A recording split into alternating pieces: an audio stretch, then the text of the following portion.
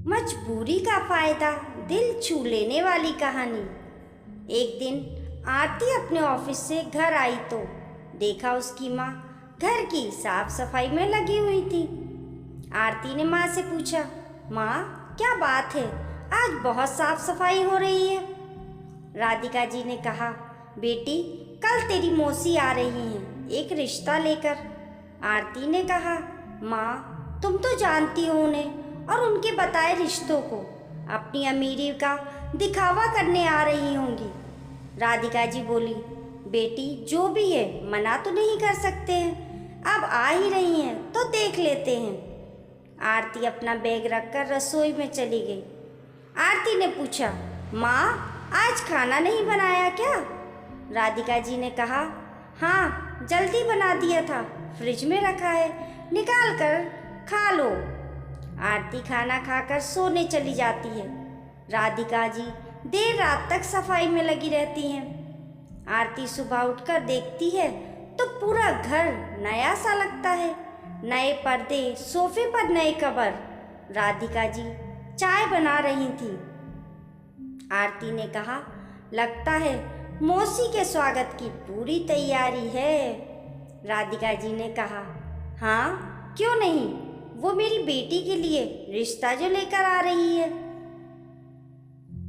आरती ने कहा, माँ तुम जानती हो पापा के जाने के बाद इन लोगों ने हमसे सारे रिश्ते नाते खत्म कर दिए, फोन तक उठाना बंद कर दिया था, आज अचानक क्या हो गया?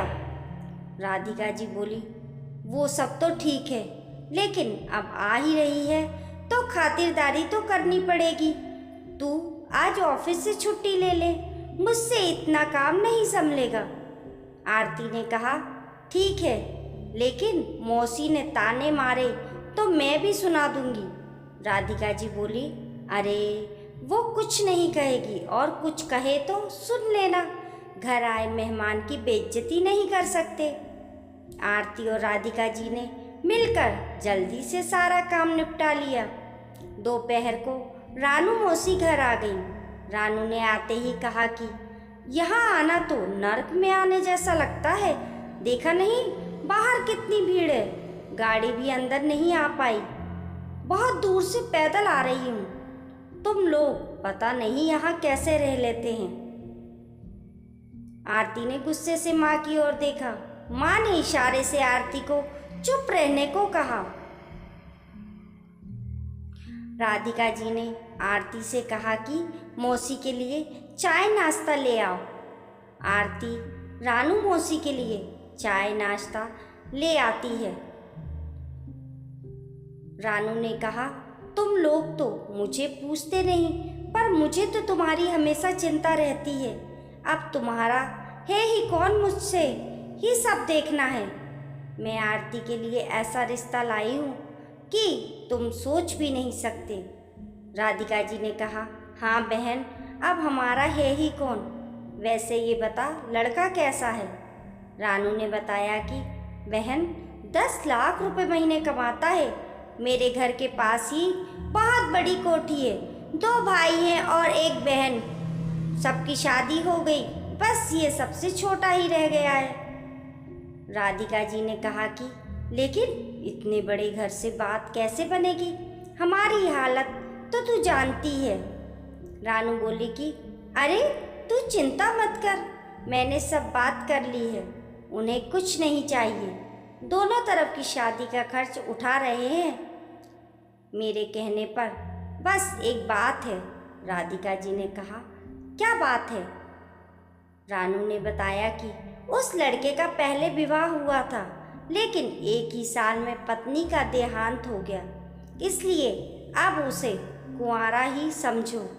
राधिका जी बोली कि क्या, दुजिया को कैसे ब्याह दूँ अपनी बच्ची? रानू बोली कि इस पे हर्ज ही क्या है, वैसे भी तुम्हारे पास पैसे नहीं है, बिना पैसे रिश्ता हो रहा है, राज करेगी आरती वहाँ। राधिका जी बोली कि नहीं नहीं, कोई कुंवारा लड़का हो तो बता।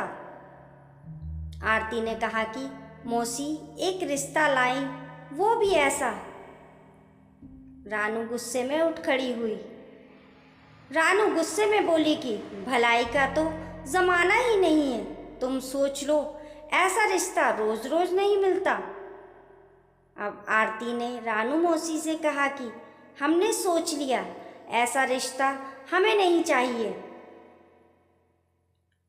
आरती का गुस्सा देखकर रानू थोड़ा सा डर गई और बात बदलते हुए बोली, आरती तो बच्ची है, राधिका तू सोच कहाँ से आएगा पैसा। मेरी बात मान, इस रिश्ते के लिए हाँ कह दे। राधिका जी ने कहा, ऐसे कैसे हाँ कह दूँ। तब रानू बोली कि तुम एक बार लड़के को देख लो, नहीं समझ में आए तो मना कर देना। आरती गुस्से से बोली, मौसी हमें ये रिश्ता नहीं करना, चाहे मेरी शादी हो या ना हो, आप चिंता ना करें। वैसे भी आपने आज तक कभी हमारी सुध ली है। ये सुनकर रानू गुस्सा होकर चुपचाप वहाँ से चली गई। राधिका जी रोते हुए आरती से बोली, हालात कितने बदल गए। जिस बहन की शादी मैंने पिताजी से लड़ झगड़ कर अच्छे घर में करवाई, वो तेरे लिए कैसा रिश्ता लाई है। फिर आरती ने कहा, माँ तुम चिंता मत करो, ये लोग हमारी गरीबी का मजाक उड़ा रहे हैं, एक दिन सब ठीक हो जाएगा। कई महीने बीत जाने के बाद एक दिन किसी रिश्तेदार की शादी में रानू और राधिका जी की मुलाकात हो गई, जहाँ और रिश्तेदार भी थे।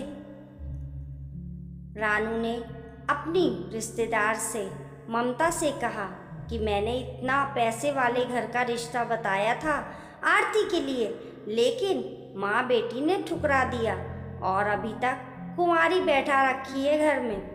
ममता जी ने कहा, लगता है रानू तुम्हारी आंखों पर पट्टी बंधी हुई है। तुम्हें पता है आरती डीएम बन गई है। अगर तुम्हारी बात मानती तो नर्क ही भोगती। जिस लड़के के बारे में तुम बता रही हो वो एक नंबर का गुंडा है, मुझे सब पता है।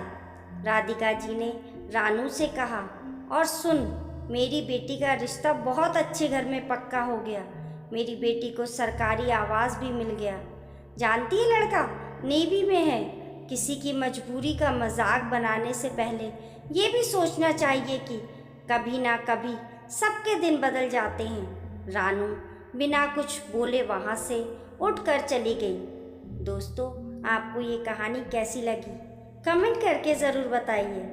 पसंद आने पर लाइक और शेयर करें। ऐसी ही अच्छी अच्छी कहानियों के लिए चैनल को सब्सक्राइब करना ना भूलें। मिलते हैं फिर एक नई कहानी के साथ।